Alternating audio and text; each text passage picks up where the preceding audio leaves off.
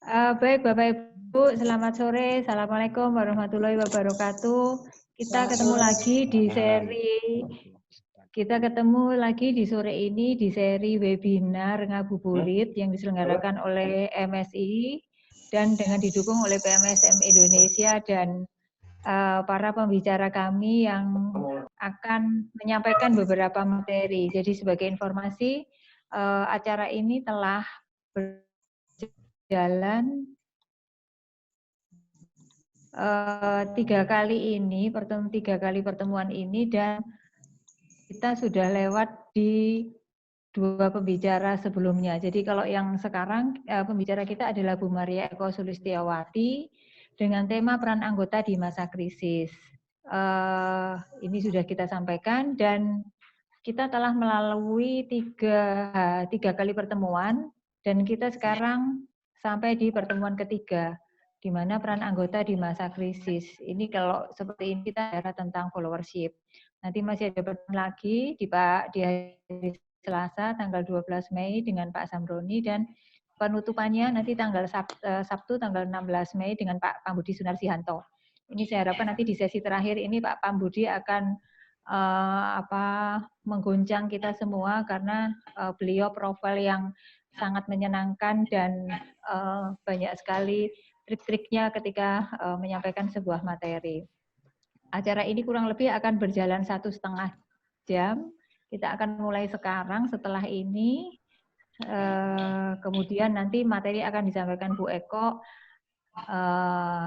Di sesi tertentu nanti Bu Eko akan beristirahat dulu, memberikan kesempatan kepada Bapak Ibu sekalian untuk bertanya jawab, barangkali ada yang ingin didiskusikan, kemudian akan masuk ke sesi kedua lagi materi. Sebelum pada akhirnya nanti kita tutup. Pembicara kita sore hari ini adalah Dr. Maria Eko Sulistiawati, psikolog MM LCPC.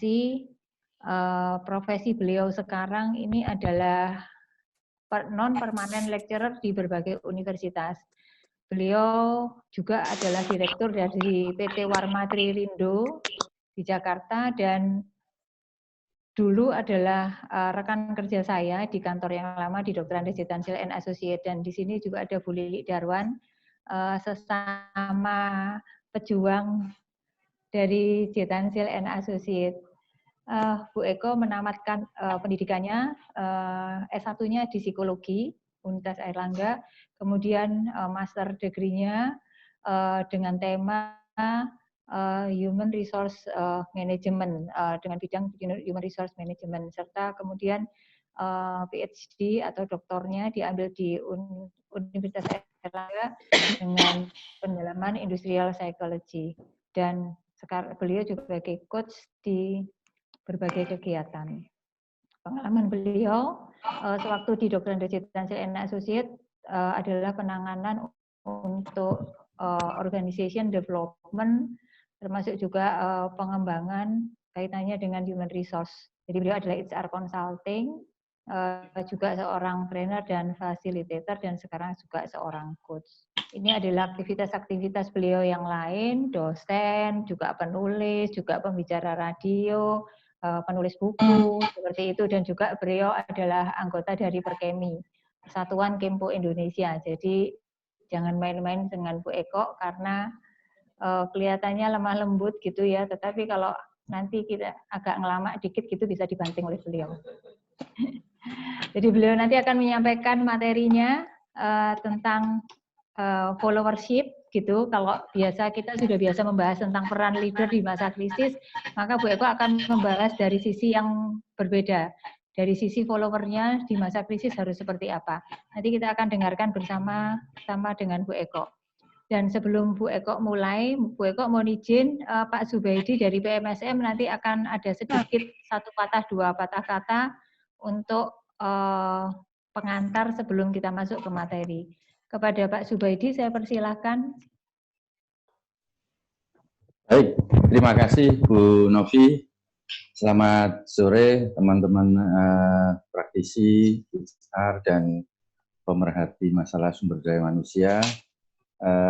Saya atas nama pengurus PMSM Jawa Timur mewakili Bapak Ketua yang lagi ada acara di tempat lain, menyampaikan selamat mengikuti webinar sore hari ini. Ini adalah kolaborasi antara MSI yang dalam hal ini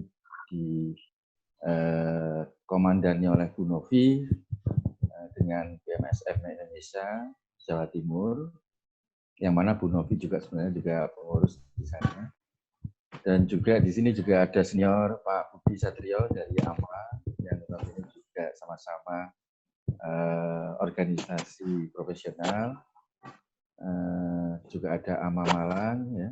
Tujuan daripada kegiatan ini adalah kita tetap dalam situasi yang pandemi corona ini, kita sebagai profesional tetap bisa saling sharing ilmu, saling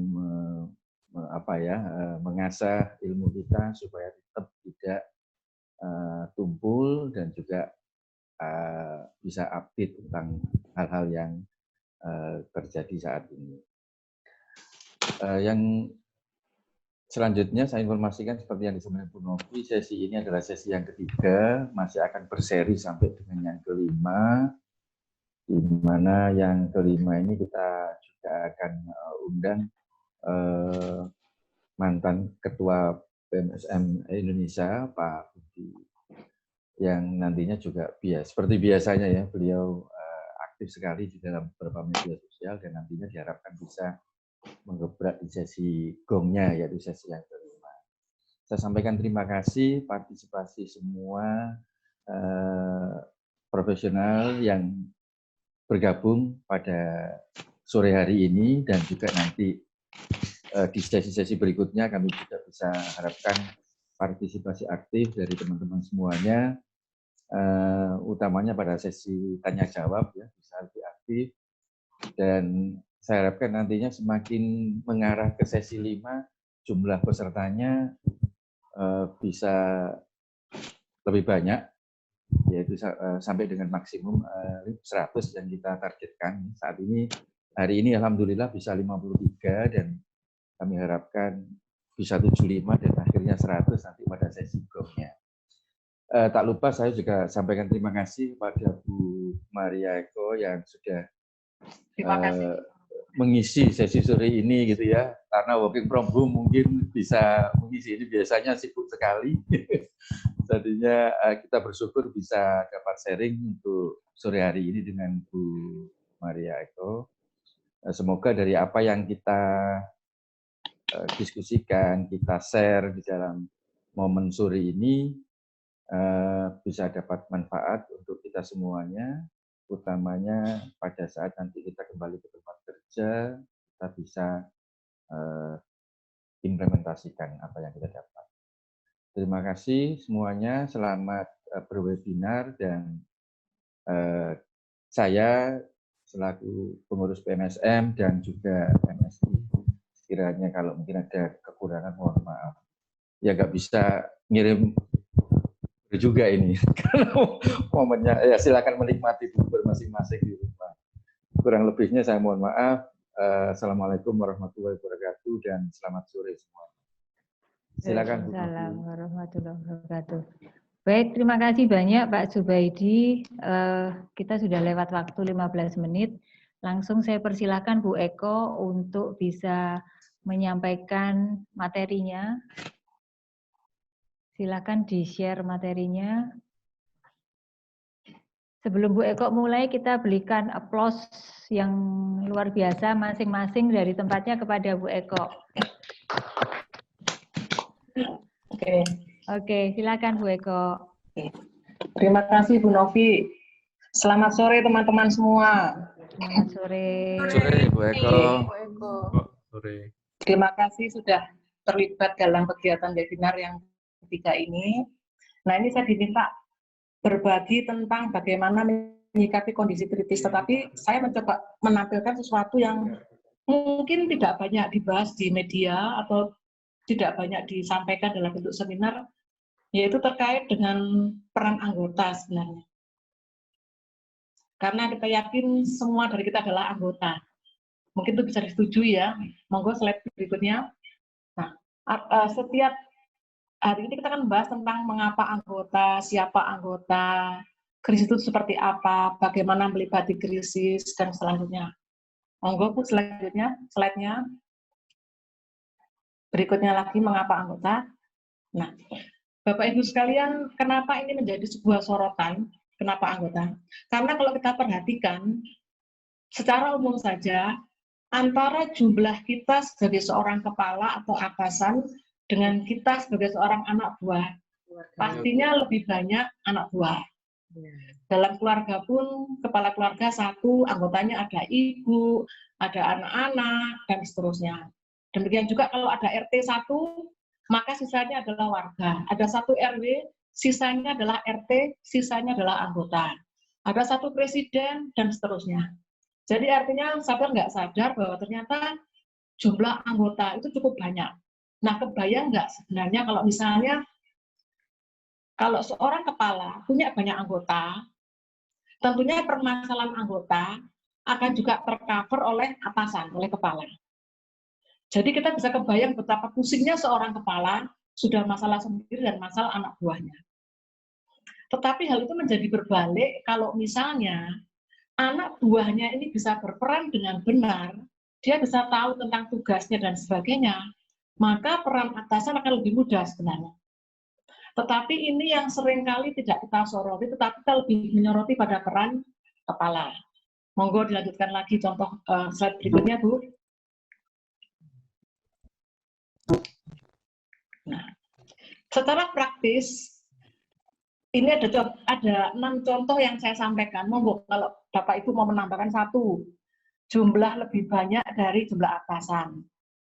Beban atasan di mana-mana selalu lebih tinggi dibandingkan beban anak buah. Kemudian berikutnya, anak buah atau orang berada di level bawah, kita pasti yakin mereka lebih bisa melihat sesuatu kondisi secara real time dan real condition. Kalau sudah sampai ke atas, sudah melalui proses misalnya, proses dicek dulu, proses dibeli analisa yang lain-lain, kadang-kadang tidak seperti real condition. Nah, untuk kondisi yang ketiga ini kalau saya boleh contohkan,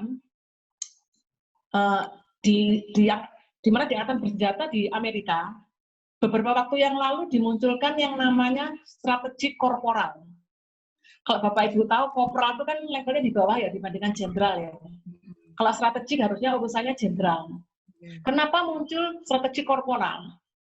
Karena ternyata dengan orang yang cukup pintar di level bawah, dia diberi modal kompetensi dia, dan dia bisa tahu dengan cepat, dia bisa memutuskan cepat di lapangan, ternyata lebih memberikan manfaat dan lebih cepat dalam pengendalian dibandingkan kalau strategisnya ini yang mikir yang di atas.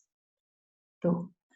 Selanjutnya adalah tentang bahwa adanya potensi untuk bergerak itu lebih dimungkinkan di level bawah, bukan di level atas. Sehingga ada sebuah jargon yang menyampaikan bahwa leader makes the dream, but followers make the dreams come true. Jadi praktis-praktisnya sebenarnya yang menjadikan itu ada itu adalah siapa? Ya follower atau di level bawah.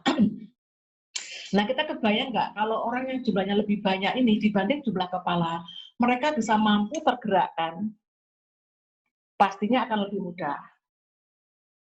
Berikutnya adalah bahwa tataran anggota sebenarnya lebih simpel, lebih mudah daripada tataran atasan. Misalnya ada sebuah pemilihan di kampung atau di RT kita. Siapa, misalnya begini, ini kan mau 17 Agustusan, yuk kita buat panitia yuk. Siapa yang mau jadi ketua panitia? Pasti nggak ada yang, atau sulit angkat tangan. Tetapi kalau siapa mau jadi ketua panitia? Oh enggak Bu, saya jadi seksi ini aja. Saya jadi seksi ini aja. Nah itu lebih mudah orang berantusias. Jadi artinya bekerja di level anggota sebenarnya lebih mudah dijalin dan lebih menyenangkan.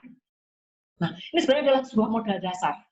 Itu by practice. Silakan mungkin mau ditambahkan lagi, monggo. Artinya kalau kita lihat fakta bahwa ternyata anak buah atau anggota yang cukup banyak sebenarnya merupakan sebuah potensi. Lebih mudah kalau mereka sudah tahu perannya dengan benar. Itu in practice. Monggo, berikutnya, slide berikutnya. Secara teori pun, Monggo bisa dibuka di slide berikutnya, lanjutnya, supaya teman-teman yang lain juga bisa ikut membaca kalau soalnya tidak terlalu jelas. Nah, secara praktis, kita juga melihat bahwa ada beberapa teori, tapi saya hanya mengambil 3 yang menurut saya paling simpel saja. Oke, baik teori. 1. Menurut Kelly bahwa pemimpin sebenarnya memberikan kontribusi bagi keberhasilan sebuah organisasi itu 20%. Sementara 80% kontribusi itu diberikan oleh anggotanya. Kelly adalah tokoh yang fenomenal sebenarnya munculnya teori followership ini. Yang kedua, maaf, peran pengikut harus dipahami sebagai peran interaktif yang memenuhi dan mendukung peran leadership. Silakan dibuka mungkin kalau yang punya bukunya Regio atau bukunya Khalif. Dan yang berikutnya adalah bahwa yang berikutnya adalah bahwa ternyata pengikut yang diistilahkan sebagai bawahan ini, dia mampu mengarahkan apa yang akan dilakukan atau diputuskan oleh atasan. Rasanya aneh ya. Nah, tapi sebenarnya kita punya cukup banyak fakta. Coba kita perhatikan, ada berapa banyak pejabat yang karena tidak kuat dengan desakan yang di bawah, akhirnya dia merubah policy. Tanpa disadari sebenarnya, di sini level bawah mampu merubah keputusan atas atau menggerakkan bawahan. Saya tidak melihat apakah itu bertanggung jawab atau tidak, tapi kita lihat bahwa ternyata ada sebuah kekuatan. Di dalam bukunya Kellerman ini juga ada sebuah cerita tentang Outward kalau nggak salah, yang terjadi di Burma, gerakan di Burma, bahwa ternyata orang-orang bawah mampu membuat atasan juga akhirnya jadi berubah. Ini teori. Artinya kalau dari segi teori ternyata juga ada kajian, dari segi praktis kita bisa melihat. Maka kita bisa menyimpulkan ternyata ada sebuah opportunity sebenarnya kalau kita bisa mengembangkan anak buah kita dalam kondisi apapun, mereka benar lebih bisa memberikan sesuatu yang optimal. Nggak harus gantungin pada yang atasan. Karena terus terang kalau kita gantungin sama yang atasan, kasihan yang jadi atasan ya. Atau Anda yang jadi manajer, direktur ini mungkin stres ya. Anak buahku kok kayak gini ya. Beban ke kita semua rasanya. Itu yang mungkin bisa saya sampaikan. Ternyata antara teori dan praktek ada sesuatu yang menjadi sebuah jembatan. Ini adalah sebagian dari teori yang bisa dimunculkan. Silakan teman-teman googling sendiri, akan lebih banyak didapatkan teori-teori ini. Namun sebagai informasi, teori-teori yang mengangkat peran anak buah dalam bahasa manajemen adalah peran followership, tidak banyak. Ya, saya ada beberapa studi, misalnya kalau di Amazon itu bisa 1 dibanding 112, 1 buku followership, 112 buku leadership, atau di Barrett Noble misalnya, studinya Mercer, 1 buku followership, ada hampir 10.000 buku leadership. Itu kan sesuatu yang perkembangan teorinya tidak cukup berimbang, teman-teman ya. Tetapi by praktek kita bisa melihat ternyata bahwa kalau kita bisa membangun anak buah, itu adalah sesuatu yang luar biasa. Oke. Jadi kenapa anggota atau anak buah perlu diangkat sebagai sebuah isu sebenarnya. Monggo dilanjutkan lagi Mbak slide-nya. Nah, sekarang pertanyaannya adalah bahwa apakah kita tetap akan selalu hanya berharap pada peran atasan dan menunggu mereka memberikan arahan, khususnya dalam kondisi kritis begitu ya. Kalau saya pernah dengar cerita-cerita dulu itu misalnya, kalau di sekitar kita itu ada kebakaran Bu, mereka nggak langsung ngambil ember mematikan kebakaran, tapi mereka bikin panitia dulu Bu untuk menentukan siapa ketua panitianya. Nah kan, rumahnya udah habis. Nah, sebenarnya itu adalah sebuah kondisi yang tanpa kita sadari kita disiapkan untuk bertindak seperti ini. Mungkin karena pernah punya ada pengalaman kita berinisiatif dan salah, daripada kita kena ke kita ya udah nungguin aja gitu ya. Oke. Sudah banyak juga tulisan seminar yang mengupas tentang becoming leader in a crisis condition. Bagaimana menjadi leader dalam itu banyak sekali teman-teman. Tetapi monggo silakan dicari kalau ada tulisan yang menuliskan tentang bagaimana berperan sebagai tim atau anggota yang juga berperan dalam kondisi krisis misalnya. Saya kemarin menemukan tulisan kebanyakan dalam tataran manajemen tim manajemen krisis. Berarti kan sudah dibentuk kan? Nah, kebanyakan tatarannya ke sana. tetapi secara umum belum banyak dibahas. Nah, kalau kita sebagai anak buah, tentunya kita bisa berperan seperti apa. Demikian. Monggo dilanjutkan lagi. Next. Nah, kita akan bahas tentang siapa sih yang namanya anggota itu. Begitu ya. Nih, terima kasih. Saya ambil contoh, misalnya maaf. Kita tahu Bu Novi adalah Direktur MSI. Buat contoh enggak apa-apa ya, Bu ya. Bu Novi sebagai leader, yes. Tapi dalam porsi tertentu, Bu Novi adalah follower dari siapa? Komisarisnya. Ada atau bukan komisarisnya, Bu? Atau mungkin shareholder-nya. Jadi sebenarnya kita semua itu adalah follower, pastinya. Tentang nanti kita punya peran sebagai leader, ini dalam pemahaman umum dulu teman-teman ya. Saya kan bukan kepala bagian, Bu. Saya kan bukan leader. Saya kan bukan supervisor, Bu. Nah, itu kan yang sering muncul seperti itu kan.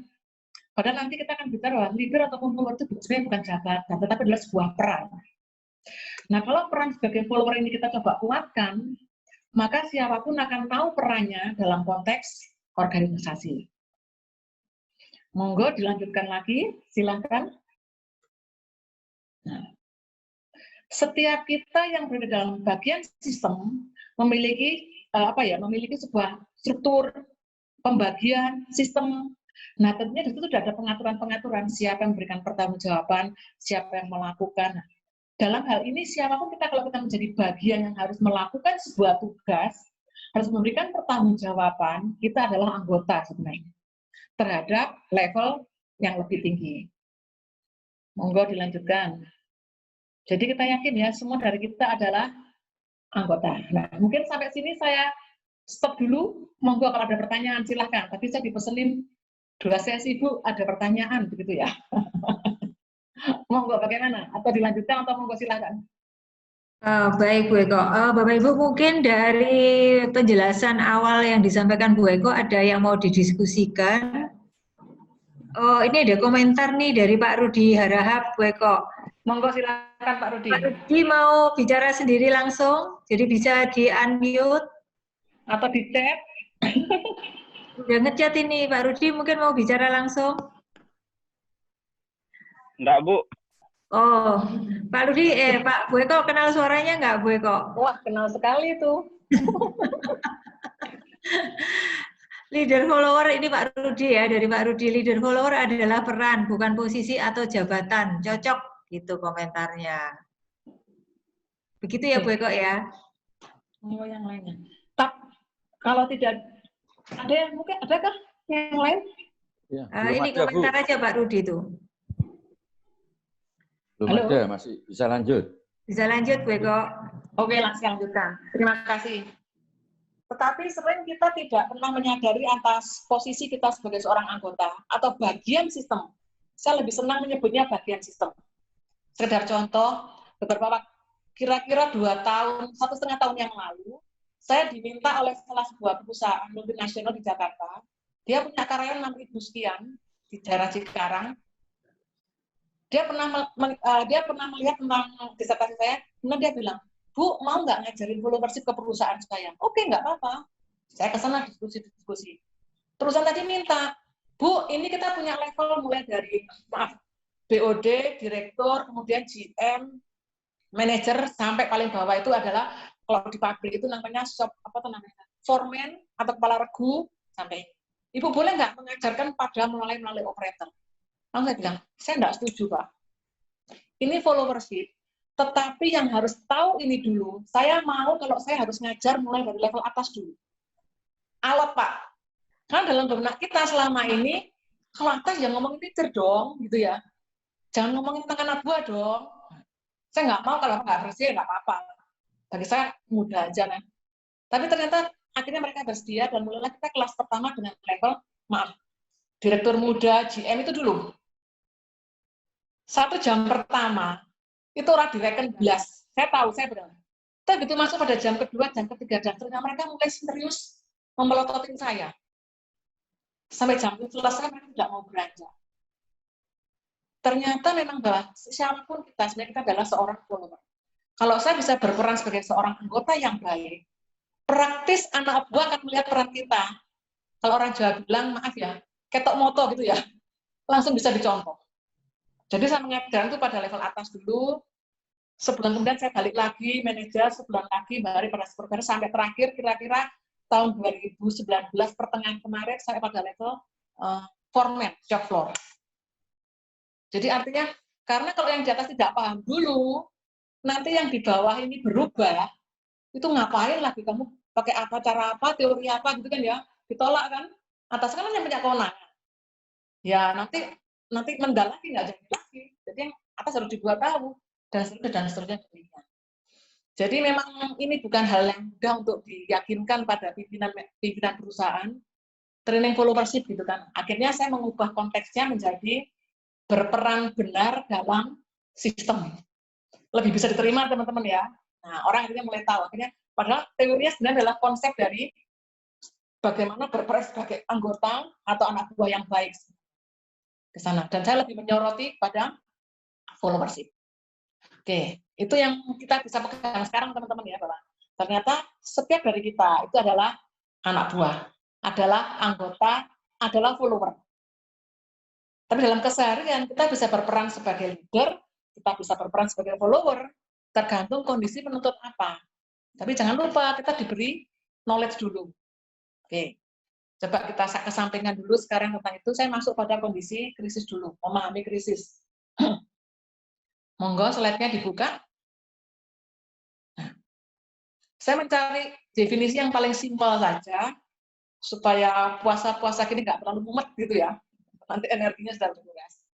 Krisis adalah setiap kondisi emergensi yang bisa mengganggu keamanan dan kenyamanan kerja karyawan. Dan bisa berujung pada kondisi tidak stabil. Itu harus diingat. Krisis bisa berdampak pada individu, kelompok, organisasi, masyarakat, bahkan semuanya. Kalau saat ini kita mengalami dunia, ya, gara-gara Mbak Corona ini, dunia yang terlibat. Bukan hanya Indonesia, bukan hanya Cina, bukan hanya Amerika, semua.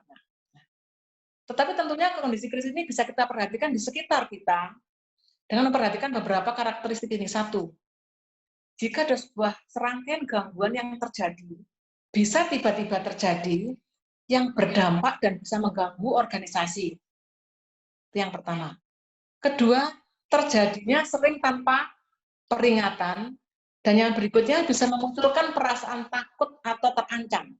Nah, kalau ketiga karakteristik ini ada, kita boleh menganggap sebagai sebuah kondisi, wow, ada krisis ini. Itu dulu yang coba diperhatikan. Kenapa kita perlu tahu karakteristik krisis? Karena tidak semua hal diartikan krisis, Bapak Ibu sekalian ya. Ada sebuah kondisi yang sifatnya permasalahan yang harus dihadapi. Tapi kalau krisis permanen tidak diselesaikan, dia bisa berbuntut panjang dan terakhir memunculkan kondisi takut. Nah, itu kita bisa ada sebuah kondisi, wah ini sebuah kondisi krisis juga ini. Oke, itu selanjutnya silahkan. Nah, krisis yang terjadi yang kita libati sebenarnya tidak dialami hanya oleh direktur, oleh manajer, oleh supervisor, bahkan sampai seperti oleh office boy pun dialami. Oke, saya ambil contoh, mungkin jangan krisis corona dulu ya, terlalu umum. Krisis yang krisis yang terjadi di perusahaan karena misalnya mismanagement oleh BOD. BOD salah mengambil policy. Ini misalnya. Ternyata dampak ini yang merasakan, yang harus melibati, bahkan nanti yang mengendalikan, itu nggak hanya BOD saja loh, justru sampai pada level di bawahnya, bahkan mungkin sampai office boy. Misalnya, dampak dari terjadinya pengambilan keputusan yang tidak benar ini berdampak pada marketnya mengecil, pelanggan banyak yang hilang. Maka saya sebagai manajer marketing itu punya dampak dong, kerja lebih keras. Mungkin bonus insentif nggak dapat. Saya sebagai bagian akuntan juga kena dampak loh ya. Piutang nggak masuk-masuk. Nah, duitnya kan juga nggak lancar juga. Cari utangan bank. Saya sebagai office boy mungkin nggak kena dampaknya juga. Apa? Karena kondisi perusahaan yang sudah makin tidak ada ordernya ini. Jangan-jangan office boy orang pertama yang di PHK dulu. Nah, jadi artinya kondisi ini bisa berdampak pada banyak hal. Nah, setelah kita tahu kondisi krisis ini, kalau kita sebagai siapapun anggota di perusahaan, tentu mau nggak mau kalau sudah diberi informasi akan melibati kondisi tadi. Nah, sering orang beranggapan bahwa kan kita nggak pernah dapat pelajaran manajemen krisis, Bu. Saya kan nggak tahu mana krisis yang enggak, Bu. Itu kan urusannya manajemen, Bu. Nah, itu semua sebenarnya adalah sebagai sebuah excuse kalau saya tidak mau terlibat. Kalau itu ya sudah nggak bisa ngapa-ngapain kita. Tetapi sebenarnya kondisi ini kalau kita bisa antisipasi lebih awal, misalnya saat kita mau mendirikan usaha atau membantu kira-kira perusahaanku mau seperti apa ya, kita bisa memasukkan dalam yang namanya nilai-nilai yang dianut perusahaan. Kalau bahasa umumnya mungkin mungkin namanya values gitu ya, atau company values, itu bisa diatur dan dilakukan. Nah, kalau itu disosialisasikan, maka praktis setiap dari kita akan mengikuti langkah-langkah tersebut. Itu yang bisa. Kalau ini menjadi sebuah values umum, maka siapapun akan sulit untuk mengatakan bahwa itu salah atau benar. Saya akan memberikan satu contoh values yang saya terima dari kantor saya yang sebelumnya dulu, yang itu mengena pada saya dan itu tetap saya lakukan.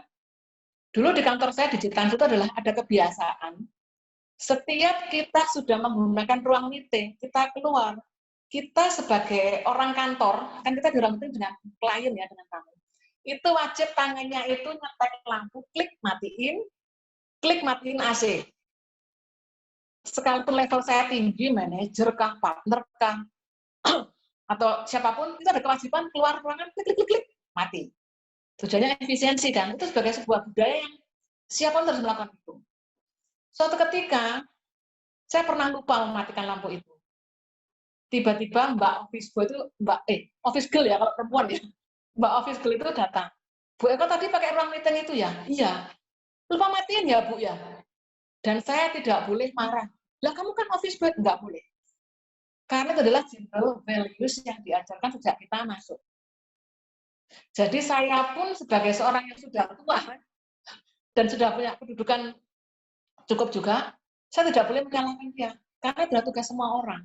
Nah, itu dimasukkan dalam sebuah value. Demikian juga dengan, kalau kita ingin punya anak buah yang baik, apa sih? Kita coba gali lagi, kira-kira nilai-nilai dari sebuah followers itu apa sih? Nah, misalnya di sini ada 5 nilai yang ingin saya sampaikan. Ini juga sesuai nanti dengan pandangan salah satu ahli bahwa satu, kita membuat semua orang itu berpandangan terbuka. Artinya kalau tadi saya ditegur sama Mbak office girl tadi, Bu, kok nggak matiin lampu? Kalau saya bilang, itu kan tugasmu. Nah, kalau kita berpandangan terbuka, sebelum saya letuk ngomong itu, saya harus mikir, iya ya. Kan ini aturan umum ya. Ya sudah, saya terima kasih diingatkan oleh dia.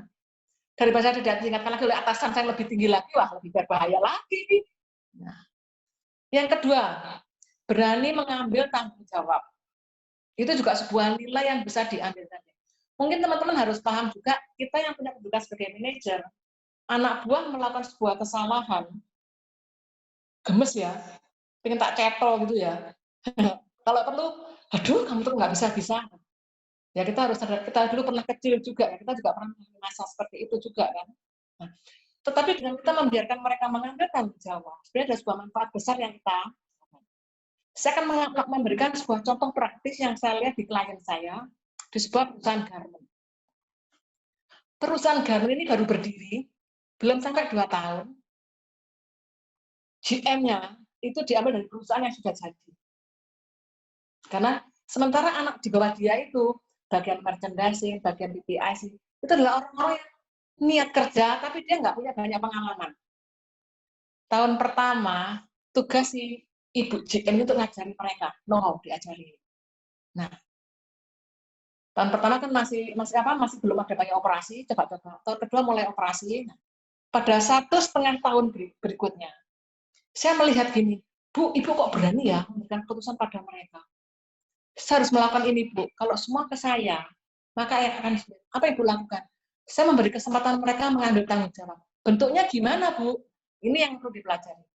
Jadi, Bu Eko, mereka saya izinkan bagian merchandising, kamu boleh mutusin bla bla bla bla bla. Tahun pertama kan sudah diajarin kan, ini bagian potong, kamu boleh memutuskan bla bla bla bla dan seterusnya. Tetapi ada satu syarat, setiap keputusan yang sudah kamu ambil, tolong kamu informasikan ke saya.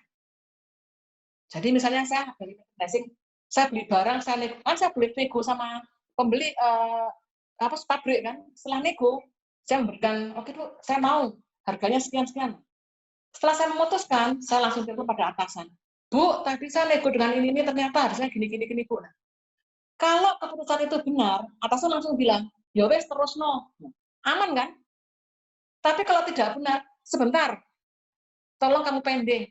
Ternyata dari segi praktek, dari 10 keputusan, itu hanya 2 atau 3 yang itu harus sebentar. Lainnya mereka bisa jalan.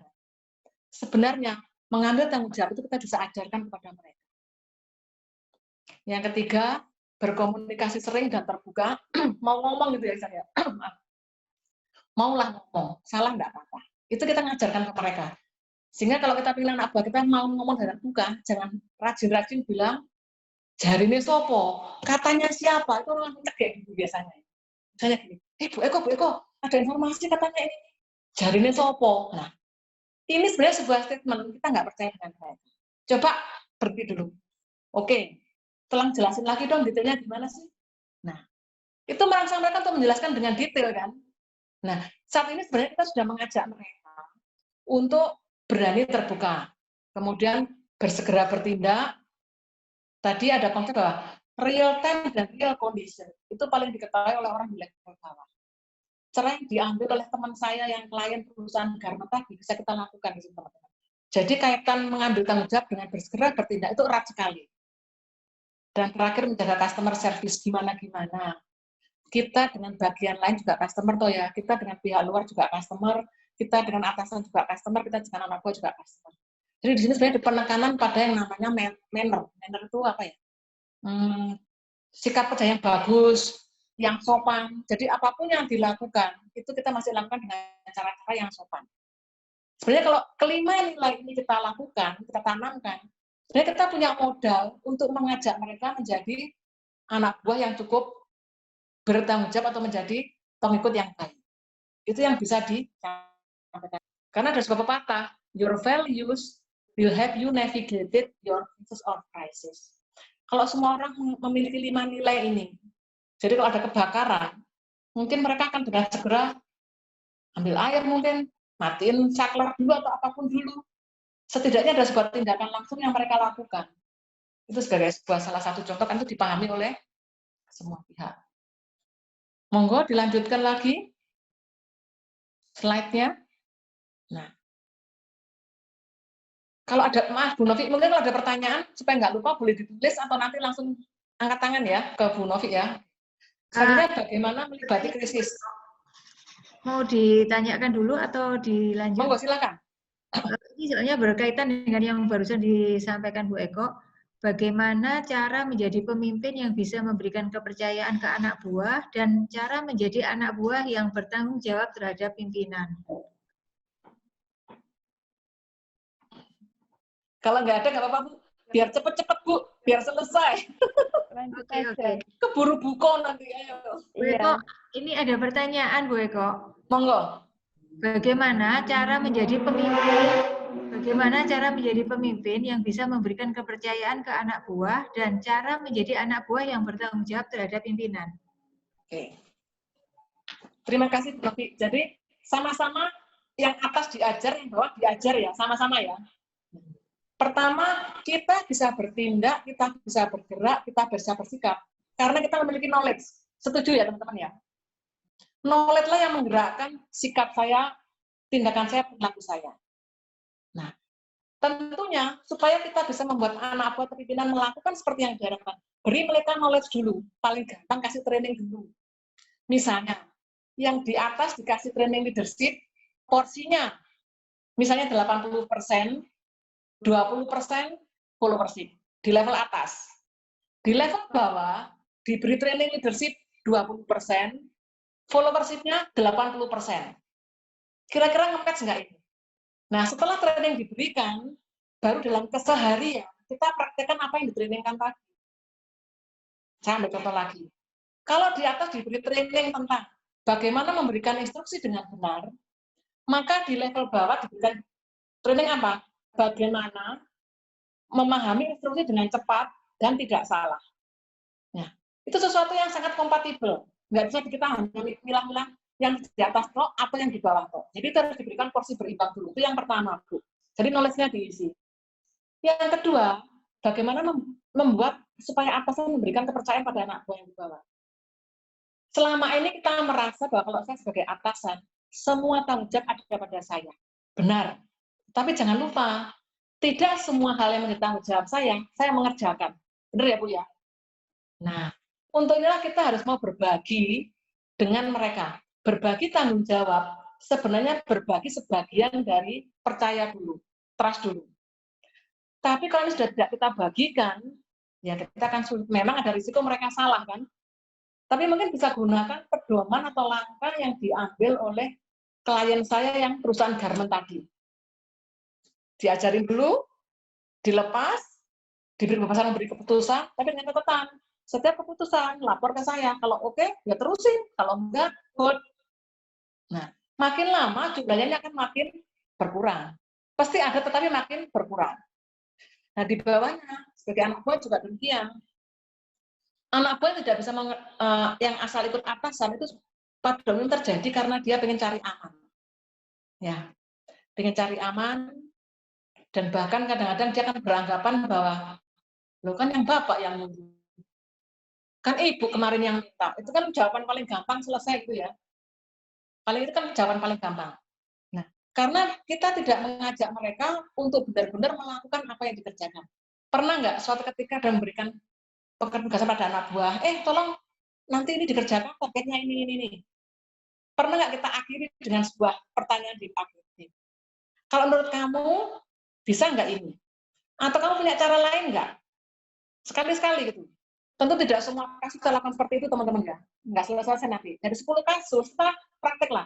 Mungkin 4 penugasan, saya lakukan dengan cara itu. Nah, ini membuka mereka untuk beride. Kalau ide sudah mulai dikeluarkan, ide kan kita kejarkan, resikonya apa? Lama-lama mereka akan tahu saat mereka beride, mereka harus benar-benar mengetahui kita tentang pengerjaan tadi. Nah, mereka sudah masuk sebenarnya pada pengerjaan tadi. Itu yang dilakukan. Saya punya contoh pengalaman saya dulu. Ketika menjadi konsultan, saya punya anak buah yang kalau mereka punya masalah ke saya tuh sulit untuk bilang, Bu, ini dikomplain klien. Saya tidak langsung berikan sebuah harus gini-gini. Menurut kamu diapain? 1. Anak cara lagi enggak? Diapain lagi? Milih. Kecuali memang dia nggak punya kemampuan berpikir ke sana. Saya memutuskan kalau mereka sudah punya kemampuan berpikir ke sana, ya sudah. Kalau gitu kamu iniin aja, coba kamu kerjakan itu. Kalau itu salah, tanggung jawab tetap di saya. Itu adalah mungkin hal yang sekali lagi cara membuat anak buah untuk mau melakukan sebuah tindakan. Kita harus rela untuk membuat mereka sebuah kesalahan. Karena kita pun dulu juga seperti itu. Tapi makin kita bisa memberikan mereka pengetahuan yang sebenarnya, kalau dalam teori manajemen, akselerasi belajar. Nanti ya kita nggak bahas ke sana. Makin dia cepat mendapatkan ilmu, makin dia tahu, maka tingkat kesalahannya akan makin berkurang. Itu yang bisa menjawab, Bapak. Halo? Bisa dilanjutkan atau monggo? Saya nggak kecepatan ya ngomongnya ya? Ya, agak cepat Bu Eko, kebiasaannya Bu Eko kan gitu. Soalnya saya tadi pagi-pagi makanya pisang, pepaya, ya gini nih jadinya Bu. Sama krotonya kurang Bu Eko. Nah, ngoceh nanti. Oke. Tadi pertanyaan dari Pak Ispri Handoko, semoga terjawab. Kalau belum, monggo bisa raise hand. Bapak bisa memperjelas langsung ke Bu Eko. Masih ada satu pertanyaan lagi dari Pak Sukron. Bagaimana cara memastikan nilai-nilai perusahaan sudah menjadi budaya perusahaan atau shared values? Bisa diulang lagi, Bu? Diulang lagi. Bagaimana cara memastikan nilai-nilai perusahaan sudah menjadi budaya perusahaan? Oke, terima kasih. Mungkin ini rada panjang ya. Begini, saya yakin teman-teman di sini kebanyakan semua HRD ya Bu ya, atau setidaknya mengetahui namanya, konsep tentang HRM, Human Resource Management. Teman-teman tahu bahwa di Human Resource Management itu ada konsep, kalau berdasarkan siklusnya, itu ada mulai dari pengadaan, seleksi, pemeliharaan, pengembangan, terminasi. Itu ya. Tapi kalau dari segi urutannya, pertama dari visi misi perusahaan. Benar ya teman-teman ya? Visi misi turun menjadi strategi. Strategi ini bisa diikuti dengan nilai-nilai yang mengikuti. Setelah ini ada untuk bisa berjalan, turun struktur organisasi dan job desk-nya, baru setelah ini terbentuk, baru kita bisa mengembangkan pada satu, misalnya performance management system, bisa pada remuneration system, career planning, dan seterusnya. Nah, saya mau menjawab pertanyaan Bapak tadi terkait dengan bagaimana mengevaluasi. Misalnya Bapak Ibu sudah memasukkan exemplary followership, atau mungkin perilaku tindakan tadi, 5 tindakan tadi ya, berpikiran terbuka, bertanggung jawab, menjadi nilai-nilai yang diajarkan ke sana. Tentunya untuk bisa diterapkan, maka nilai-nilainya harus di-breakdown menjadi perilaku sehari-hari. Setuju ya Ibu sekalian ya? Misalnya, setelah di-breakdown menjadi perilaku sehari-hari, tentunya untuk bisa ini diajarkan. Tetapi ini kan perlu kita evaluasi. Masukkan nilai-nilai tadi menjadi bagian dari kompetensi inti kita. Core kompetensi. Sehingga salah satu kompetensi kita itu adalah nilai-nilai tadi. Kalau sudah masuk di kompetensi, maka kan ter-breakdown kan, ada levelnya, ada kemudian indikator perilakunya, ada semua kan, itu diterapkan. Nah, kalau kita sudah masuk di kompetensi, diajarkan, maka harapannya kita mempraktekkan. Kalau secara sistem, kompetensi kan akan dievaluasi secara periodik.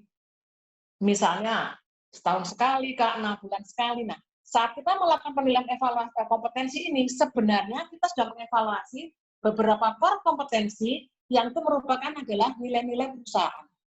Akhirnya kan ketahuan. Sampai di sini semoga ditangkap ya. Nah, ini adalah secara sistematis yang bisa kita lakukan. Atau nilai-nilai tadi juga dimasukkan dalam program pembelajaran sebagai sebuah langkah sebelum ke arah penilaian. Sehingga kalau kita melakukan penilaian kompetensi rutin, sebenarnya kita sedang memantau sampai sejauh mana values yang antara lain isinya values tentang followership tadi itu terterapkan. Itu formal atau tidak rutinnya Anda bisa bikin program-program misalnya. Yuk kita bikin acara gathering. Temanya apa misalnya? Bagaimana good followership. Nah, nanti dalam gathering tadi dibuat sebuah kondisi permainan di mana kebalik misalnya. Ada permainan yang tidak terkait dengan pekerjaan, tapi dalam permainan tadi dibuat sehingga nanti para manajer itu menjadi anggota misalnya, yang menjadi kepala itu adalah para stafnya misalnya. Itu dikelola seperti itu. Atau kita memperbanyak buku-buku di perpustakaan kita terkait dengan followership. Nah, jadi sebenarnya kalau itu sebuah konsep manajemen, itu kita bisa membreakdown menjadi sebuah tindakan yang bisa dipraktekkan di perusahaan dan juga bisa di follow up. Itu Bu Novi. Jadi bisa di follow up kok, bisa dievaluasi kok.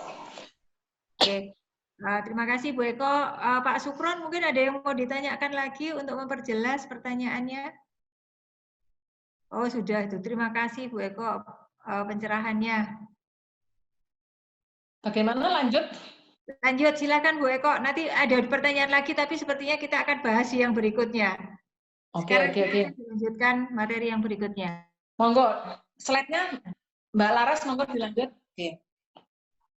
Jadi kan kita bagaimana melibati krisis, khususnya terkait dengan peran kita sebagai anggota, sebagai anak buah ya. Saya tidak membahas tentang peran kita sebagai leader, teman-teman. Saya yakin teman-teman semua sudah ahli semua karena sudah sering mendapatkan materi itu. Nah, sebagai bagian organisasi atau anggota, kita mampu berperan lebih bagi organisasi. Saya mengambil sebuah pendapat dari Agu tahun 2009. Pendapat dia ini yang sering saya jadikan kata kunci kalau saya memberikan pelatihan tentang followership. Dia bilang apa sih? Bahwa seseorang yang mengikuti atau followership adalah seseorang yang kompeten dan proaktif dalam menjalankan instruksi serta mendukung atasan, termasuk sistem di sini ya, dalam mencapai tujuan organisasi. Coba direnungkan dulu. Jadi yang namanya anggota atau follower itu bukan yes man, bukan pokoknya melo. Nah, enggak. Maaf, saya ngomong jawab ini, semua tahu ya Bu ya. Nanti ada orang yang bukan nggak tahu. Oke. Jadi yang namanya followership, maklum ini wong Jawa Timur asli Bu. Oke. Jadi sekali lagi yang namanya followership atau menjadi seorang yang mengikuti atau anggota itu apa sih? Seseorang yang kompeten dan proaktif. Jadi harus punya kompetensi dulu dong, hanya kompeten dulu dong, sesuai yang dipersyaratkan. Yang kedua apa? Proaktif lah. Nah, tapi nggak nunggu tuh di sini.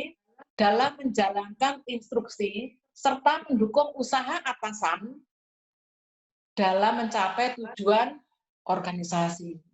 Nah, kalau atasannya nggak sesuai, ya kita bisa terbuka menyampaikan pendapat. Karena yang kita pegang apa? Tujuan organisasi. Jika seseorang belum memenuhi persyaratan definisi di atas, maka sulit ya mau bilang dia sebenarnya adalah followership yang baik ya. Mungkin tukang ikut ya, tukang katut gitu ya mungkin ya. Nah itu sulit bagi kita. Saya nggak bisa ngomong.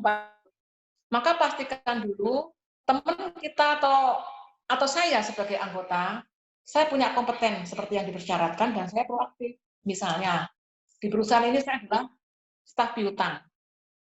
Saya tahu nggak kompetensi seorang sebagai bagian piutang itu ngapain? Tahu tentang misalnya tahu sistem piutang, sistem munculnya piutang itu dari mana saja asalnya, resiko kalau piutang nggak dibayar apa, kemudian piutang itu boleh diperoleh dengan cara apa saja, piutang ini dibayarkan melalui apa, munculnya piutang bagaimana, dan sebagainya itu. Dan saya tahu siapa yang bisa memunculkan piutang. Kalau saya sudah punya kompetensi itu, saya bisa membukukan piutang. Maka pada saat dalam pekerjaan saya ada sesuatu yang nggak benar tentang perpiutangan, mungkin tentang perkeuangan, saya bisa proaktif mengambil sebuah langkah atau tindakan untuk mendukung atasan menyelamatkan keuangan perusahaan. Ini misalnya contoh seperti itu. Mungkin terdengar indah teman-teman ya, terdengar enak ya. Karena saya percaya tentang ahli ini. Dan kalau kita mau seperti ini ya, ikutin dong langkah-langkah yang ditetapkan oleh followership ini. Salah satunya buat anak buah kompeten dan proaktif. Slide berikutnya.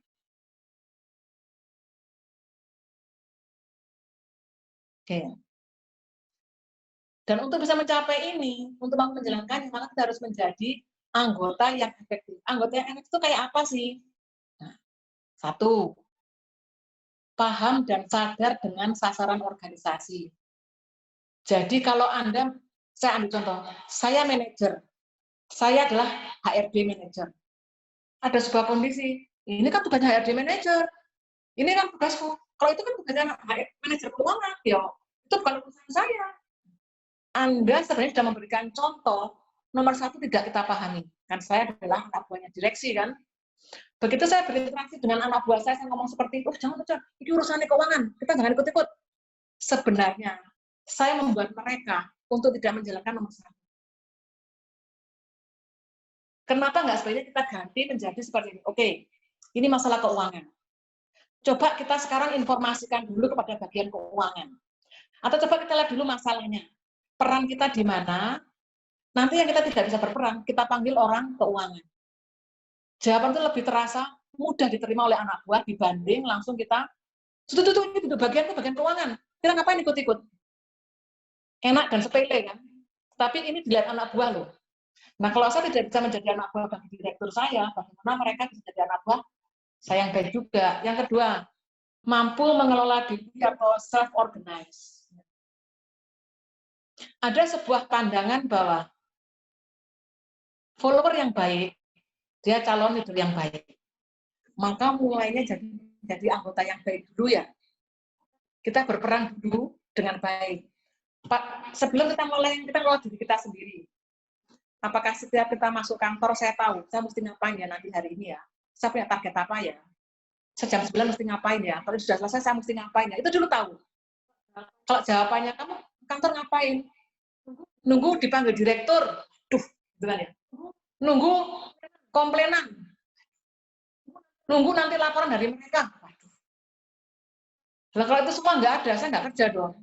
Saya harus punya, itu artinya Contoh paling gampang sebenarnya bagaimana saya mengelola diri kita. Terus kemudian komit terhadap tujuan yang lebih utama dan lebih besar. Memang job desk saya adalah sebagai staf keuangan, staf piutang. Tapi nggak ada salahnya, saya kan berusaha mengetahui, kira-kira sasaran departemenku ini apa sih? Artinya misi bagi saya itu apa sih? Apa sih artinya misi itu terkait dengan pekerjaan saya sebagai bagian piutang ini apa sih? Kalau Anda tidak bisa menjawab itu, kita sebagai atasan memberikan jawaban itu. Berikutnya, kompeten dan fokus. Dan yang terakhir adalah berani, dapat dipercaya, dan terhormat. Itu di nomor 3 ada saya tuliskan, maaf sebelumnya dulu, menomor 2-kan ego diri. Nah ini ada salah satu sebuah survei dari Berkshire tahun 2005 kalau nggak salah. Dia ini meneliti 25.000 pegawai negeri di Amerika. Kalau kita pegawai negeri ya, di sana adalah pegawai negeri di Amerika. Dia meneliti selama sekian puluh tahun, studi longitudinal. Dia terkait dengan aspek followership. Akhirnya ketemu bahwa ternyata salah satu persyaratan menjadi anggota yang efektif itu adalah bahwa dia bisa menomorduakan ego dia. Nomor 1 adalah egonya siapa? Ego sasaran yang lebih tinggi. Jadi kepentingan yang lebih besar. Oke, monggo dilanjutkan dengan berikutnya. Slide berikutnya, Mbak Laras.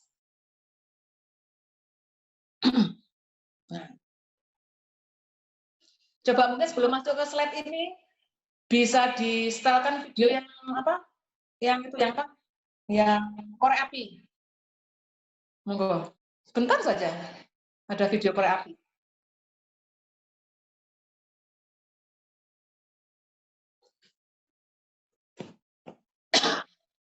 Ada video korek api. Bukan yang hammer, yang korek api.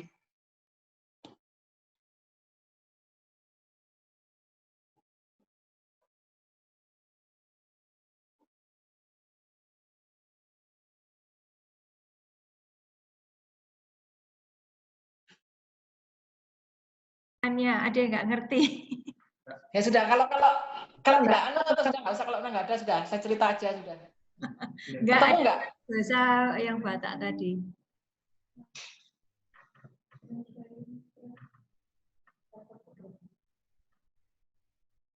Yang korek api, Mbak. Ayo, tindakan memutus rantai. Benar-benar. Tindakan memutus rantai itu, Bu. Benar, Bu.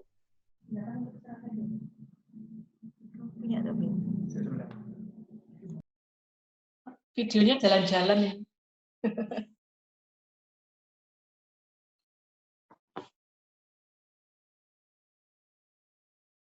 Jadi kalau nggak ada, nah ini. Kita adalah anggota seperti itu semua. Nah, kalau kita bisa bergerak, sebenarnya kita mencegah terjadinya lanjutan dari api tadi. Kita kalau kita sebagai atasan, kitalah yang menempatkan orang-orang atau apa itu namanya itu ya, anak korek ini seperti itu. Tapi kalau kita tahu untuk membuat mereka seperti ini, maka kita bisa mengatur penempatan mereka sehingga bila ada sebuah kondisi krisis, mereka bisa bertindak sendiri. Tidak harus kita yang mengambil. Sebenarnya analoginya ke sana. Terima kasih. Kembali ke slide lagi, Bu. Mbak Laras.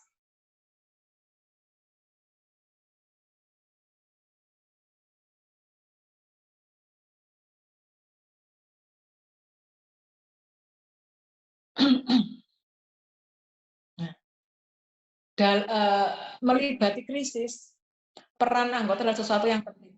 Penting dalam hal ini karena mereka menjadi salah satu yang mendapatkan efek dari munculnya kondisi krisis.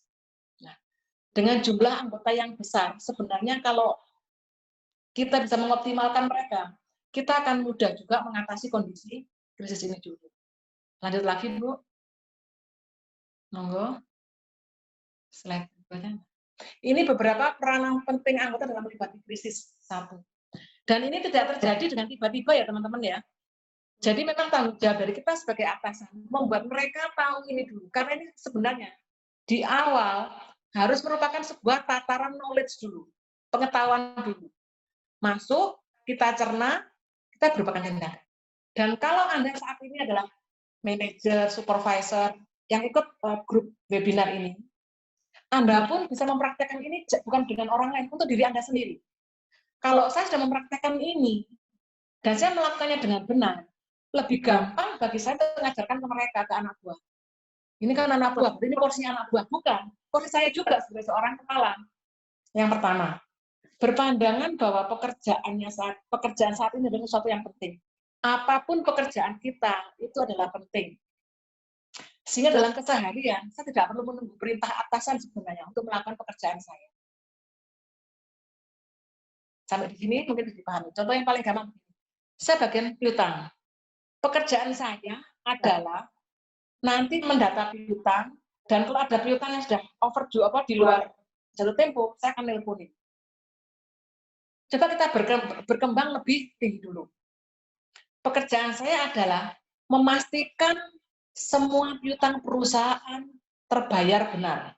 Nah, statement pertama dengan statement yang kedua, kira-kira lebih luas yang mana? Yang kedua kan? Nah, kalau statement yang kedua ini yang lebih banyak kita bisa pahami, maka sebenarnya kadang-kadang kita nggak perlu menunggu overdue untuk nagih. Mungkin dari pengalaman kita akan tahu perusahaan-perusahaan ini kayaknya kalau dia ditagih dulu kayaknya mau deh. Perusahaan ini kayaknya dia bisa dibaikin loh. Nah, ada sebuah tindakan yang bisa kita lakukan. Karena kata kuncinya satu, saya menjamin piutang perusahaan terbayar semua. Dan bukan saya mengerjakan laporan piutang, sama saya mengecek mana yang overdue yang tidak, untuk saya ini kan. Nah, itu kan tahapan. Tetapi setelah orang ini bekerja cukup lama, dia harusnya bisa mengambil sebuah porsi yang benar. Nah, ini yang Anda contohkan di level Anda dulu. Satu, saya HRD manager. Tugas saya menjamin karyawan di sini bekerja dengan benar dan sejahtera. Suatu ketika ada informasi, Pak, itu ada karyawan departemen lain itu yang kayaknya dia mau protes, Pak. Kok itu kayaknya dia mau komplain apa-apa gitu, dia merasa tidak ini. Saya sebagai adik, jawaban saya apa? Lah, kalau tidak ada laporan di manajernya, ya bukan kewenangan kita. Itu sebuah jawaban yang kita mematahkan nomor satu ini. Yang kedua, tidak menggampangkan dan segera bertindak. Teman-teman kan sempat melihat di perusahaan ya, udah jam pulang jam 4 kurang 10, enggak apa-apa deh. Kan bisa dikerjain besok lah. Paling juga nggak lembur juga nggak dibayar deh, besok deh. Nah, sebenarnya hal kecil-kecil ini, itu merangsang saya akhirnya apa? Ntar deh untuk besok deh, ntar deh untuk besok. Itu satu contoh kecil. Kalau saya misalnya pulang jam 4 lebih 5, atau lebih 10, tapi pekerjaan hari ini selesai, besok saya masuk, itu lebih enak rasanya. Karena nggak punya kepikiran yang kemarin, kan? Itu kita contohkan dari diri kita sendiri.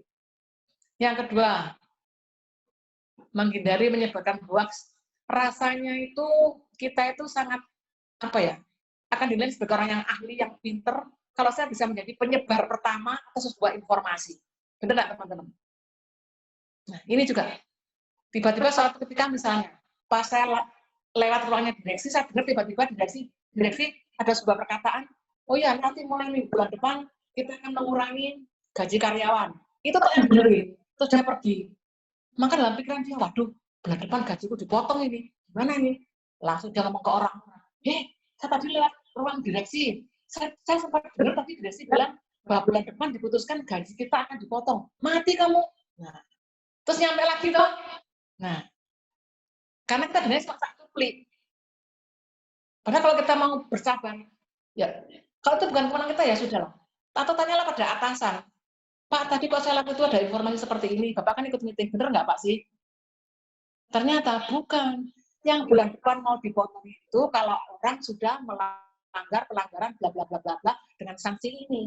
Kan kita salah benernya kan? Tiwas-tiwas jadi hal yang tidak benar. Tapi tidak mudah teman-teman. Menahan diri itu tidak, bicara itu tidak mudah. Diam itu lebih membutuhkan tenaga dibandingkan ngomong. Percaya enggak teman-teman? Karena dengan ngomong, energi kita keluar, kalau kita diam, kita menahan kan. Sampai ini kan panas kan. Nah, tapi itu adalah memang ujian. Kemudian benar-benar respect terhadap organisasi. Respect itu artinya apa sih? Bahwa kita menghargai bahwa organisasi kita sebagai sebuah organisasi yang menjamin hidup saya, menjamin hidup anak buah, menjamin hidupnya. Itu dulu. Sehingga kalau ada sesuatu yang tidak benar dengan perusahaan ini, tidak langsung sampaikan, diem, dicermati, kalau perlu digali kepada orang yang berwenang. Itu kita respect gitu. Tidak menuntut hal yang bisa dilakukan sendiri. Misalnya, teman-teman tahu masker ini ya? Masker ini harganya sekarang 5.000, 4.000 dapat. Suatu ketika ternyata kita dapat masker cuma 1. Karena level kita adalah level nanti. Nah, suatu ketika kita karena cuma 1 dan kotor kita nggak pakai masker. Begitu ditanya apa? Lu kok nggak pakai masker kan ada kewajiban. Lah, dapatnya cuma 1, kasih dong 1 lagi. Nah, mampu nggak sih kita beli masker 5.000? Terkait dengan kondisi bahwa bahkan sekarang ada yang dapat 10.000 dapat 3 ya. Terkait dengan kondisi bahwa sekarang bahwa masker adalah untuk mencegah kesehatan. Maulah kita beli sendiri atau ballpoint. Benar-benar kantor nggak bawa apa-apa. Ballpoint pun itu minta dari perusahaan. Masa kita nggak ada modal ya? Saya cuma berpikir kalau gitu kamu ke kantor harusnya nggak pakai baju loh ya. Kan seragam dari perusahaan gitu ya. Kalau nggak ada seragam nggak usah pakai baju gitu ya. Nah, artinya ada hal yang sebenarnya bertanggung jawab kita. Tolong kita penuhi hal seperti itu. Jadi kita tidak untuk hal yang kalau kita bisa melakukannya sendiri, misalnya. Kemudian kalau kita bisa berangkat ikut barengan dengan staf lain, kita harus mengeluarkan biaya transport yang ditagihkan pada perusahaan. Kenapa tidak? Kan gitu loh. Sesuatu yang perlu dipikirkan. Kemudian berani berpikir di luar batas. Apa sih yang dilakukan di luar hal ini? Apa? Tadi pagi saya mendapatkan video tentang bahwa di India itu pasien corona banyak. Rumah sakit kekurangan tempat tidur. Akhirnya mereka bikin tempat tidur dari kardus yang agak tebal, teman-teman. Nah, itu kan di luar nalar kita kan? Itu kan di luar nalar kita. Kalau itu saya sampaikan informasi itu kepada kepada klien yang mungkin sebagai bang, yang juga dia perusahaan furniture, dia kan bilang, mana mungkin Bu? Kita kan bikin mebel dari jati, dari ini. Nah, ya kita tempatnya ke situ. Bapak sekalipun bikin mebel dari jati, Bapak kan punya mesin kardus kan, yang untuk packaging bla bla bla karena dia ekspor punya Bu. Nah, dalam kondisi seperti ini, kalau ternyata memang kita nggak punya orderan mebel jati, bisa nggak kita merubah orderan kita jualan sekarang jualan kardus, tapi tidak untuk packaging, tapi untuk apa? Ya contohnya ide orang India tadi itu. Jadi kalau memang berpikir, kita bisa keluar banyak ide. Cara paling gampang seperti ini, teman-teman. Anggaplah Anda itu direktur pada bagian Anda tadi. Tentu ide Anda banyak kan. Jadi kalau ini adalah pekerjaan, ini adalah aku cuma bagian keuangan toh. Ya maka ide Anda nggak pernah bisa keluar. Berikutnya, dalam kondisi krisis sebaiknya kita menghindari menemui pihak ketiga di luar organisasi, terutama media. Kenapa? Karena pihak ketiga itu biasanya mulutnya manis dan indah. Dan kalau kita tidak cukup kuat, kita mudah sekali untuk mengeluarkan sesuatu yang itu menjadi rahasia perusahaan, kondisi perusahaan itu berisiko. Jadi hindari untuk hal seperti itu. Bahkan kalaupun teman-teman harus di media massa pun curhatnya adalah curhat tentang ya kamu kondisi perusahaanku itu loh sekarang itu loh masa gini. Nah, itu di grup. Dan kita tidak bisa, kita tidak yakin kan semua grup bisa berpikiran terbuka kan? Nanti keluar dan sebagainya. Kemudian memunculkan dan bersikap rasa satu. Jadi dari yang mengarah pada perpecahan atau diskriminasi. Karena tanpa kita sadar kita membuat sebuah perpecahan sendiri. Jangan dilibatkan di sini. Jangan bagian lain. Jangan dilibatkan, dia kan OB. Untuk pekerjaan tertentu. Emang ini misalnya yang saya pernah alami. Untuk mengepak sebuah bingkisan untuk kegiatan sosial. Perusahaan melakukan kegiatan sosial membantu perusahaan, membantu wabah ini. Maka perusahaan punya kegiatan ekstra, bungkusi bingkisan tadi untuk dibagikan. Jangan dia nggak cakup ini nanti. Nah. Ada orang yang sudah membantu, tapi Anda seperti itu, Anda coba diskriminasi. Membantu mengemas sebuah bingkisan untuk sembako diberikan pada wabah yang kena wabah ini, itu kan semua orang bisa kan. Justru kita merangkul mereka dari sini.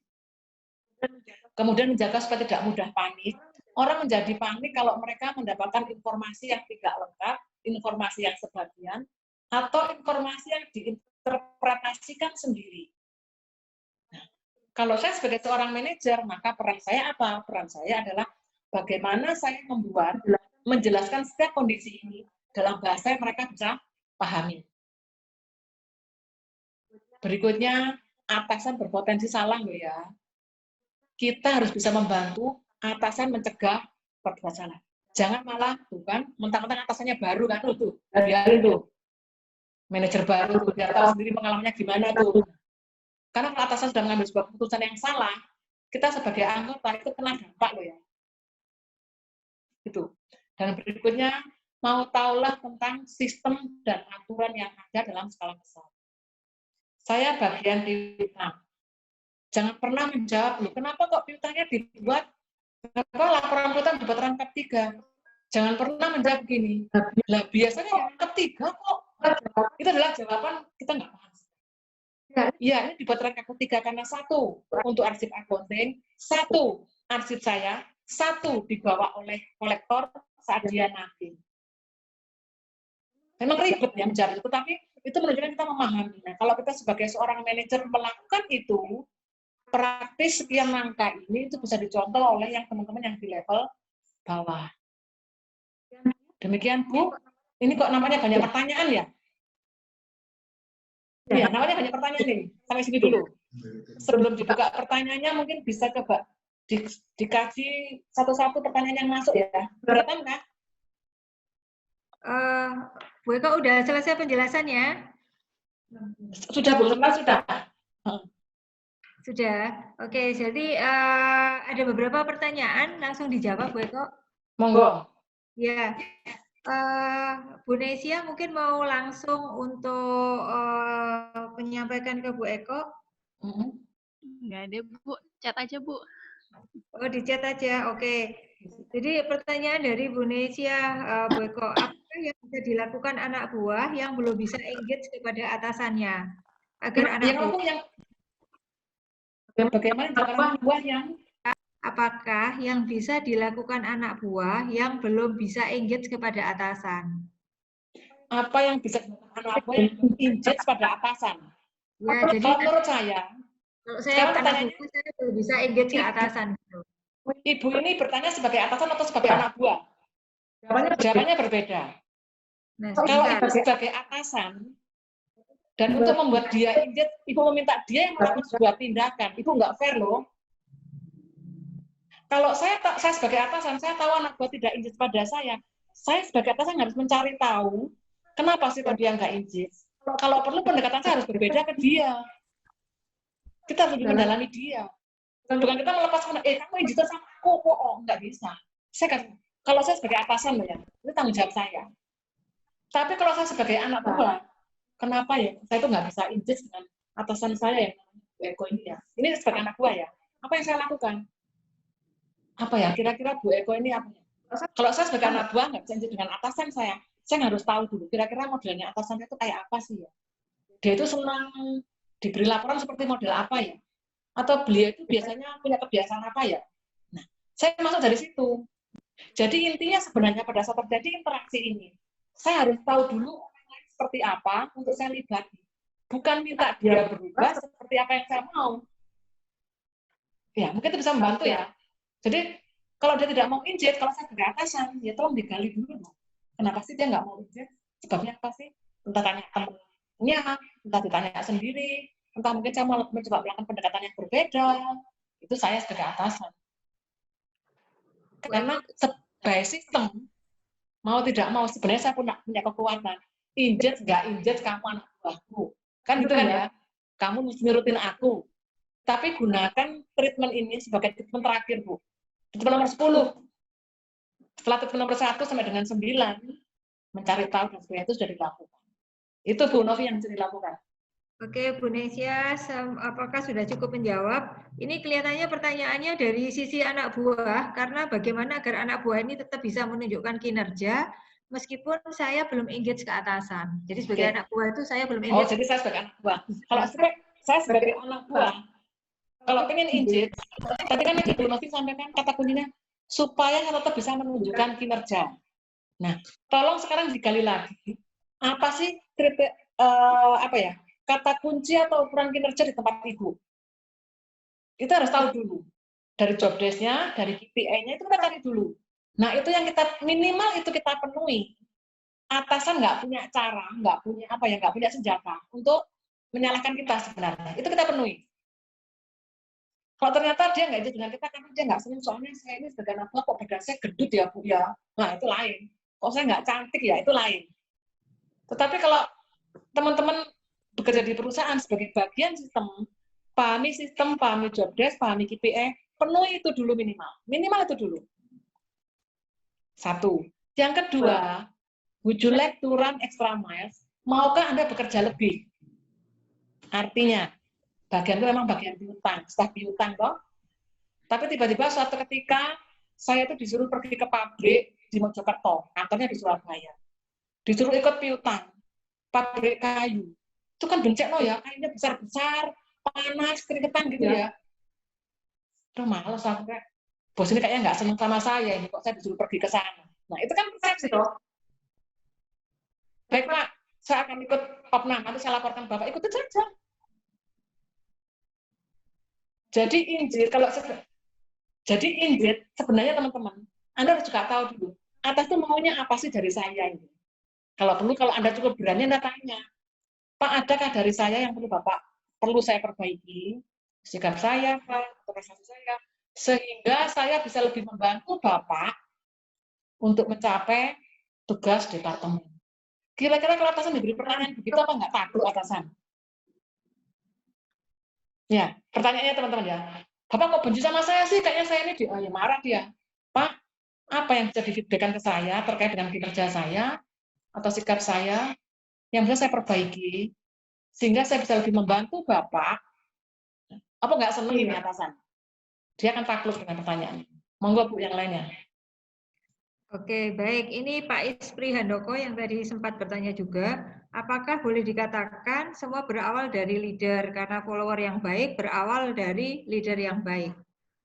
Benar, Pak. Kalau di organisasi, kalau kita mau perusahaan baru, cari follower dulu apa cari leader dulu? Cari leader dulu kan ya? Nah, benar Pak, benar. Makanya sebenarnya materi followership pun harus pertama kali dipelajari oleh teman-teman leader juga. Karena bagaimanapun juga, sekalipun Anda leader tertinggi di perusahaan, owner saja misalnya, Anda bertanggung jawab pada yang lebih tinggi lagi kan? Siapa? Shareholder misalnya dan yang lain. Benar Pak? Tapi kalau nanti Anda masuk dalam sebuah program training, ini Anda berikan terus-menerus pada level itu, nanti levelnya muntah-muntah ya. Jadi kalau dibagi berimbang teman-teman. Di sisi lain, anak buah mulai diberdayakan. Tadi saya sampaikan, kalau atasan mendapatkan materi leadership 80%, dia 20% followership. Di bawah, leadership 20%, 80% followership. Itu yang saya sampaikan, Bu. Benar. Oke, ini ada Bu Kinar, sepertinya ini komentar Bu Eko. Seorang follower yang baik dan benar akan menjadi leader yang baik dan benar. Betul. Betul. Setuju. Bahkan di West Point, sekolah militer, itu ada sebuah jargon begini. Leadership is a reward for a good followership. Kalau kamu jadi anak buah yang baik, baik itu bukan judgment ya teman-teman ya, baik sesuai dengan teori tadi ya, maka kamu menjadi calon leader yang baik. Benar Bu, terima kasih. Oke, terus ini ada komentar dari Pak Lauren. Saya cuma mau bilang Mbak Eko pancen, oh ye gitu. Wah, di-skip. Terus, ya ini saya dari Pak Effendi, Bu Eko, bagaimana peran anak buah yang berhadapan dengan gaya kepemimpinan yang cenderung otoriter? Bagaimana memperlakukan anak buah yang pintar tapi nggak benar, serta anak buah yang benar tapi cenderung nggak pintar? Diborong. Yang pertama dulu, saya mau mengerjakan yang pertama dulu. Bagaimana peran anak buah berhadapan dengan atasan yang otoriter ya Bu ya? Ya. Jadi ini pertanyaan dari seorang anak buah. Saya, Eko, punya atasan yang otoriter. Otoriter ya. Kalau dalam teori transaksional analisis itu, kalau dia orang tua, dia otoriter, saya otoriter, kira-kira ketemunya perang nggak Bu? perang ya. Nah, kalau saya punya atasan otoriter, saya tetap harus dalam kondisi dewasa. Orang otoriter biasanya kan nggak suka dibantah. Tapi dia akan senang kalau didukung. Saya beri contoh misalnya. Misalnya nanti atasan gini, tolong Eko kamu kerjakan A, B, C, D. Gitu ya. Padahal saya tahu dalam tugas A, B, C, D itu ada sesuatu yang berisiko. Kalau jawaban saya, waduh Pak, itu ada risikonya Pak, wah saya nggak bisa Pak ini. Anda dengan terbuka menentang atasan. Karena Anda mau nggak mau ngerjain, tetap atasan yang memberikan penilaian pada kita kan. Apa yang bisa kita lakukan? Kita bilang, baik Pak, saya akan lakukan pekerjaan ABCD. Supaya ABCD ini efektif, boleh nggak Pak saya diberikan penjelasan lebih lagi di aspek B-nya? Boleh nggak Pak saya diberi informasi atau bantuan, kira-kira nanti saya menghubungi siapa supaya pekerjaan ABCD lebih cepat, sehingga Bapak pun lebih terbantu. Nah, jawab itu kira-kira gimana atasan? Ya. Jadi kita melihat pada tugas kita teman-teman itu adalah membantu atasan mencapai tujuan perusahaan.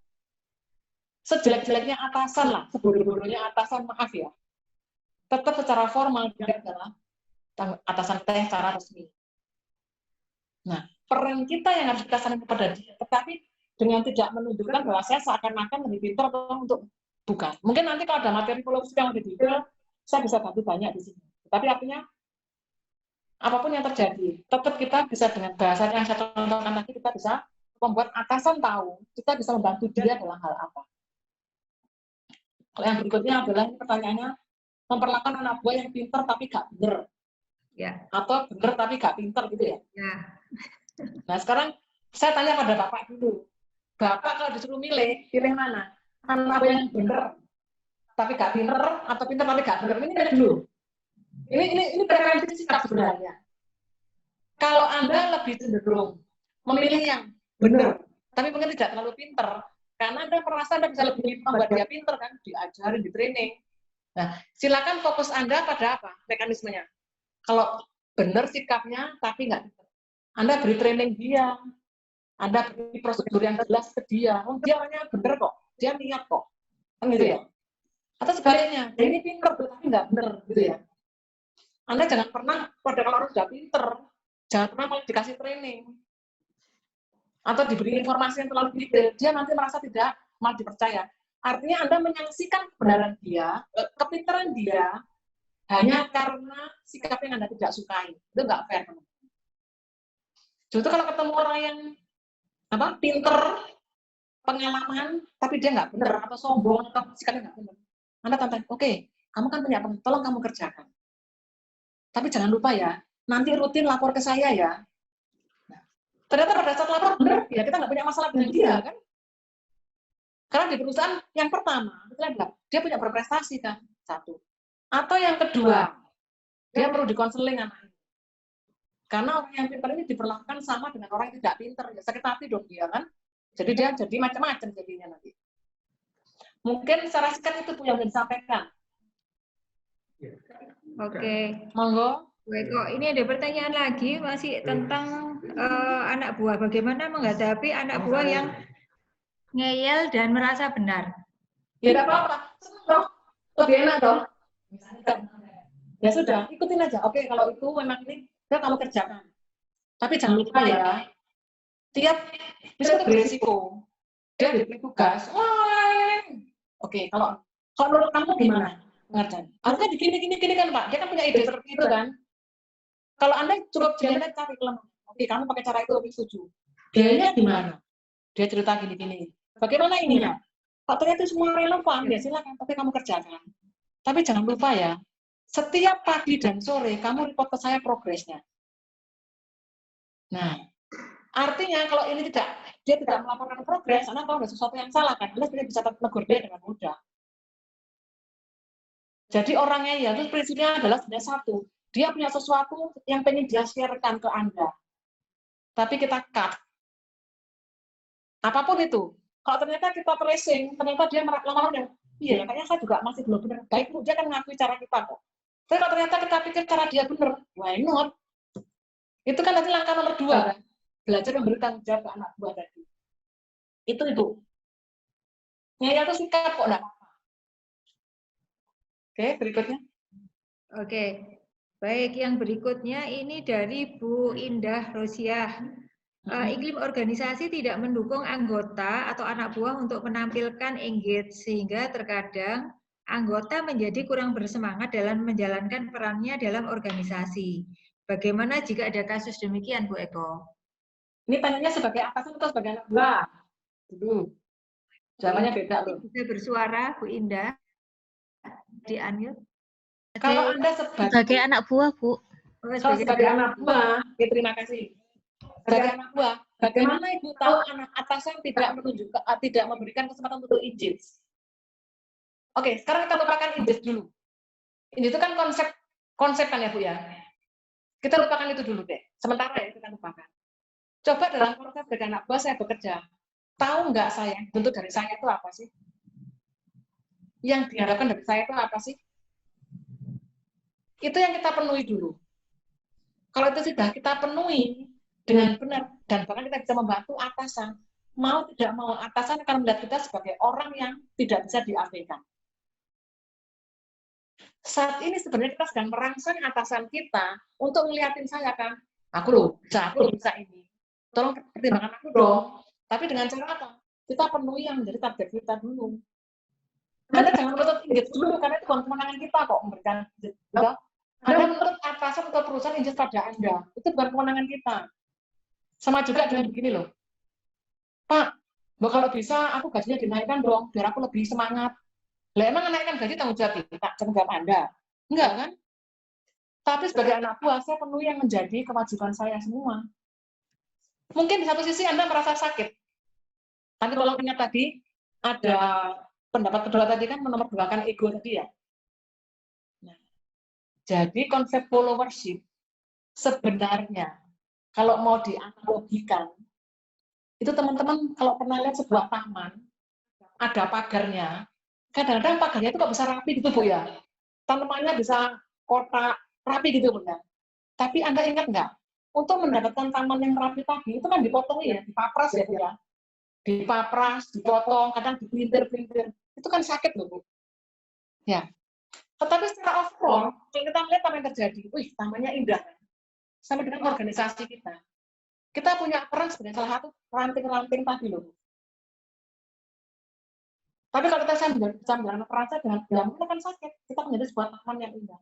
Karena mendapatkan engagement dari atasan, membuat atasan engage ke saya, meminta, Pak, Mbak kamu engage sama saya, itu bukan kewenangan saya loh sebagai anak buah. Ada perusahaan yang tidak menunjukkan engagement pada anak buahnya, tidak apa-apa. Tapi anak buahnya ya fine-fine saja itu. Nah, hati-hati. Pertama paham dulu engagement itu seperti apa toh. Nah, kalau itu tidak cukup kita bisa pahami hanya dengan pemahaman persepsi saya sendiri, itu yang berbahaya. Ada survei engagement yang diambil adalah yang enak-enak buat saya, itu berbahaya. Mau tahulah dulu yang diharapkan dari perusahaan dulu buat saya. Karena kita adalah bagian dari sistem. Kita bukan pencipta sistem loh ya. Itu yang sudah disampaikan Bu. Baik Bu Eko. Terima kasih sudah cukup menjawab ya Bu Indah. Sudah cukup, terima kasih Bu Eko. Sama-sama Bu. Ada Bu Erma ini, Bu Erma bertanya, bagaimana cara menghandle anak buah yang selama WFH ini jarang sekali online? Meeting online koordinasi jarang ikut, sudah sering dibilang selalu standby, tapi karena alasan tertentu, susah sekali dihubungi dan progres target kerjanya nggak sesuai, meski sudah dibantu reminder. Bahkan atasan sudah membantu beberapa pekerjaan si anak buah, tapi kalau seperti ini terus kan tidak mungkin. Sebaiknya bagaimana, Bu Eko? Saya mau loh jadi anak buahnya Ibu tadi. Mau loh saya. Enak toh? Saya nakal dibantuin kerjaan saya loh, mau loh saya. Artinya sebenarnya Anda sebagai anak, sebagai pimpinan tidak memberi kesempatan anak buah menunjukkan tanggung jawabnya. Pada saat mau dibuat kontrak WFH, oke, mulai 1 Juni kita WFH. Apakah sebatas itu? Kalau saya sebagai atasan kan saya tahu sistem kan ya teman-teman. Apa konsekuensi WFH, bagaimana risikonya? Kita bikin sebuah kesepakatan nggak di awal? Kesepakatan yang sifatnya mengikat dan memiliki dampak. Bukan kesepakatan yang sifatnya himbauan. Beda ya. Karena apa? anak buah di depan saya saja saya masih sulit mengendalikan, apalagi di luar, begitu kan ya. Apalagi nanti dia beralasan misalnya, iya wifi ku sulit, itu alasannya nggak bisa diinginkan loh. Kalau perlu tak bandari wifi kamu, misalnya ya 50.000, tapi khusus untuk ini, untuk online 10.000 atau mungkin 100.000, tapi pekerjaan dicapai. Nah, kita bikin kesepakatan dulu di awalnya. Kamu work from home, minimal online sehari sekali, jam sekian sampai jam sekian, itu minimal loh ya, misalnya seperti itu. Kemudian setiap ada undangan koordinasi, seminggu sekali wajib hadir dengan pemberitahuan bisa atau tidaknya 1 hari sebelumnya kalau tidak. Itu kita betul di awal dulu. Karena apa? Kita tidak bisa meyakini semua anak buah kita punya level of responsibility yang sama kan? Nah, di sini sistem yang berperan, Bu. Sistem yang berperan. Karena itu harus sadar, siapapun begitu mendapat perintah bebas, senangnya luar biasa kan? Alhamdulillah, daftar seharian, nggak harus di depan atasan terus-menerus, itu luar biasa kan? Tapi dia lupa, bahwa tetap ada target-target yang harus dipenuhi kan? Jika laporan tidak bisa diberikan tanggal 3 bulan, maka itu harus dibuat di awal dulu. Jadi tugas kita sebagai seorang atasan, kita bisa meneropong ke depan sebelum memberikan sebuah tindakan. Kalau sudah terjadi seperti ini, wis kadung yang melakukan. Jadi kita agreement lagi.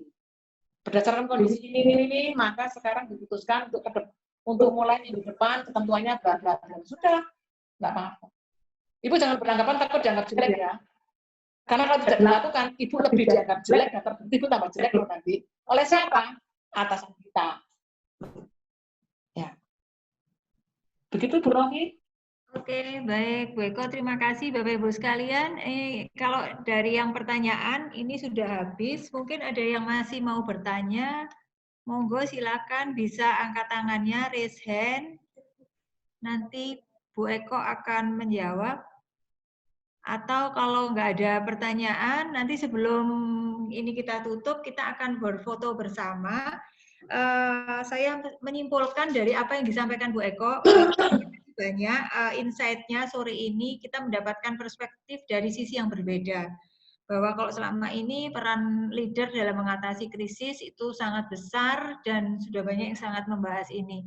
Tetapi pada saat krisis ini leader nggak akan berhasil dengan baik kalau dia juga nggak punya follower yang baik juga. Dan ternyata menjadi follower yang baik itu nggak mudah karena dia harus kompeten, harus proaktif, harus punya ide-ide, kemudian juga harus kritis serta asertif. Bukan hanya seorang robot yang melakukan apapun perintah dari leadernya.